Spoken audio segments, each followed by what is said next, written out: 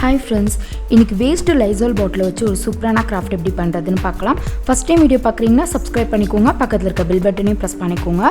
நீங்க இது மாதிரி வேஸ்டா இருக்க ஏதாவது பிளாஸ்டிக் பாட்டில் எடுத்துக்கலாம். Surfexcel பாட்டில் இல்லனா comfort பாட்டில் கூட இது மாதிரி எடுத்துட்டு நான் மார்க் பண்ற மாதிரி மார்க் பண்ணிக்கோங்க.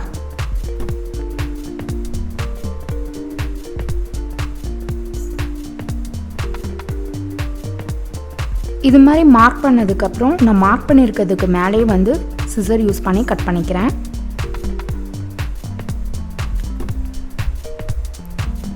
இந்த ஷேப் வந்து பாட்டிலுக்கு பின்னாடி வந்து நீங்க மார்க் பண்ணி கட் பண்ணனும்.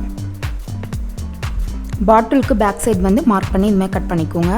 நெக்ஸ்ட் இது மாதிரி மார்க் பண்ணிட்டு மார்க் பண்ணிருக்கிறதுக்கு மேலே நான் வந்து ரவுண்டா கட் பண்ணிக்கிறேன்.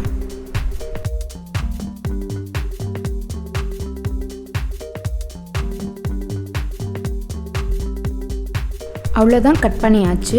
ஸோ இது மாதிரி நீங்கள் கட் பண்ணி எடுத்துக்கோங்க.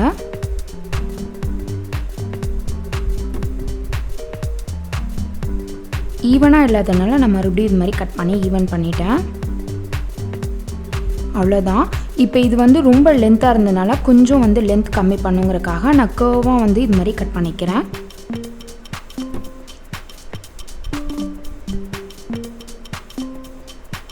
ஸோ நெக்ஸ்ட்டு இது மாதிரி மார்க் பண்ணிக்கோங்க.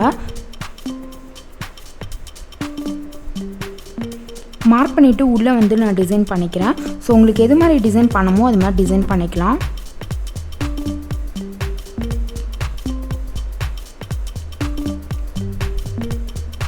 நான் மார்க் பண்ணிட்டேன்.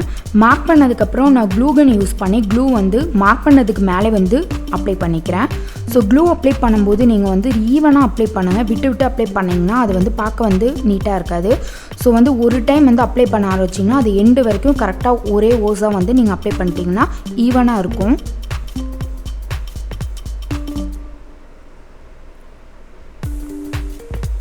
ஒரு லைனுக்கு நீங்கள் க்ளூ கன் வச்சு அப்ளை பண்ணுறீங்கன்னா நீங்கள் அந்த எண்டு முடிகிற வரைக்கும் கையை எடுக்காமல் நீங்கள் பண்ணிங்கன்னா நீட்டாக வரும். நீங்கள் க்ளூ கன் தான் யூஸ் பண்ண அவசியம் இல்லை. ஏர் ட்ரை க்ளே இருந்துச்சுன்னா கூட நீங்கள் இதே மாதிரி டிசைன் பண்ணிக்கலாம். அவ்வளோதான் டிசைன் பண்ணியாச்சு. இப்போது இங்கே வந்து நான் ரவுண்டாக டிசைன் பண்ணிக்கிறேன். நம்மளுக்கு எப்படி டிசைன் பண்ணுமோ அது மாதிரி டிசைன் பண்ணிக்கலாம், நம்ம இஷ்டம் தான்.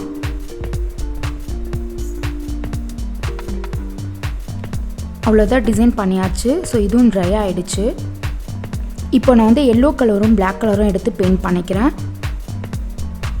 நடுவில் வந்து எல்லோ கலர் கொடுக்குறேன். ஃபஸ்ட்டு நான் சின்ன ப்ரஷ் யூஸ் பண்ணி இந்த கார்னருக்கெலாம் வந்து நான் எல்லோ கலர் கொடுக்குறேன். அப்போ தான் வந்து ஈவனாக வெளியில் போகாமல் நீட்டாக பெயிண்ட் பண்ண முடியும். அதனால் ஃபஸ்ட்டு கார்னர் பண்ணிவிட்டு அதுக்கப்புறம் உள்ளே வந்து கலர் ஃபில் பண்ணிக்கிறேன். இது மாதிரி நல்லா டார்க்காக ஃபில் பண்ணிட்டிங்கன்னா பார்க்க நீட்டாக இருக்கும். இப்போ எல்லோ கலர் நான் ஃபில் பண்ணதுக்கப்புறம் பிளாக் கலர் அக்ரிலிக் பெயிண்ட் எடுத்து கார்னரில் வந்து பெயிண்ட் பண்ணிக்கிறேன்.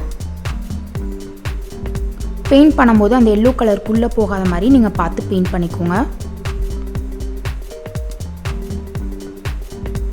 அவ்வளோதான் பெயிண்ட் பண்ணியாச்சு. இப்போ நான் கோல்டு மெட்டாலிக் பெயிண்ட் எடுத்திருக்கேன். ஸோ கோல்டு கலர் காப்பர் இல்லைனா சில்வர் கூட எடுத்துக்கலாம். எல்லோ கலருக்கு கோல்டு வந்து பார்க்க லுக்காக இருக்கும். ஸோ நான் அதை எடுத்துகிட்டு வந்து பெயிண்ட் பண்ணிக்கிறேன். இப்போ பெயிண்ட் பண்ணியாச்சு. நெக்ஸ்ட் வந்து பார்த்திங்கன்னா கோல்டுலேயே வந்து மெட்டாலிக் பவுடர் எடுத்திருக்கேன்.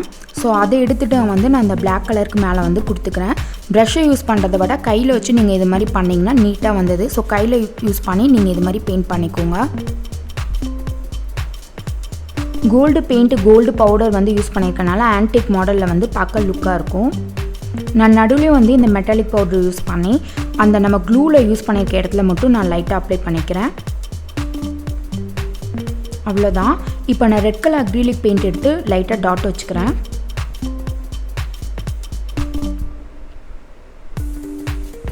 அவ்வளோதான். இப்போ வந்து கோல்டு பீட்ஸ் எடுத்திருக்கேன். ஸோ இது மாதிரி பீட்ஸ் இருந்துச்சுன்னா எடுத்துக்கோங்க.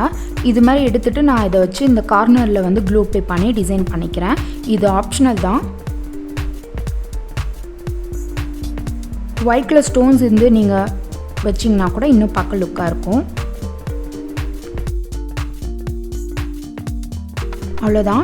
இப்போ ஸ்டிக்கர் எடுத்து நான் நடுவில் இருக்க அந்த கேப்லலாம் ஃபில் பண்ணிக்கிறேன்.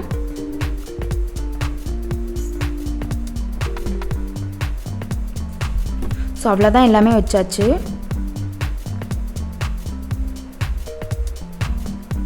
அவ்வளோதான், எல்லாமே டிசைன் பண்ணியாச்சு. ஸோ இப்படி தான் இருக்கும். 3D எஃபெக்டில் பார்க்க க்ளூ யூஸ் பண்ணியிருக்கனால இப்படி இருக்கும்.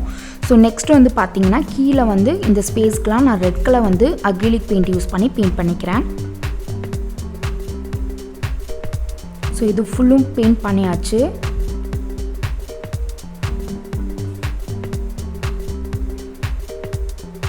இது வந்து ஆன்டிக் லுக்காக இருக்கணும். ஃபுல்லுமே நம்ம கோல்டு யூஸ் பண்ணியிருக்கோன்னா நான் கோல்டு மெட்டாலிக் பெயிண்ட் எடுத்து இதுலேயும் வந்து லைட்டாக பெயிண்ட் பண்ணிக்கிறேன். கொஞ்சம் பார்க்க ஷைனிங்காக அழகாக இருக்கும். அவ்வளோதான்.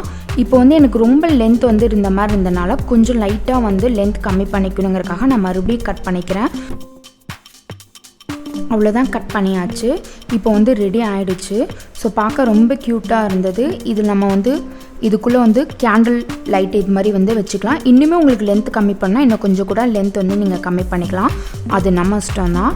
இப்போ வந்து இதை வந்து நீங்கள் இங்கே ஹோல் போட்டுட்டு ஆணியில் நம்ம செவுத்தில் மாட்டி விட்டுக்கலாம். ஸோ இல்லைன்னா இதே மாதிரி கீழே வச்சுட்டு நம்ம வந்து கேண்டில் லைட் கூட யூஸ் பண்ணிக்கலாம். டபுள் சைட் டேப் போட்டு கூட நீங்கள் செவுத்தில் ஒட்டி விட்டுக்கலாம். இல்லைன்னா சாமி ரூம்குள்ளே இது மாதிரி குட்டி சாமி சிலை வச்சு நம்ம இது மாதிரி டெக்கரேட் பண்ணிக்கலாம். பார்க்க ரொம்ப லுக்காக இருக்கும். ஸோ இது வந்து ஒரு கேண்டில் ஹோல்டராக வந்து யூஸ் பண்ணிக்கலாம். இந்த வீடியோ பிடிச்சிருந்துச்சுன்னா சப்ஸ்கிரைப் பண்ணிக்கோங்க. பக்கத்தில் இருக்க பெல் பட்டனையும் ப்ரெஸ் பண்ணிக்கோங்க. அப்போ தான் நான் நெக்ஸ்ட்டு போடுற வீடியோ உங்களுக்கு நோட்டிஃபிகேஷனாக வரும். தேங்க்ஸ் ஃபார் வாட்சிங்.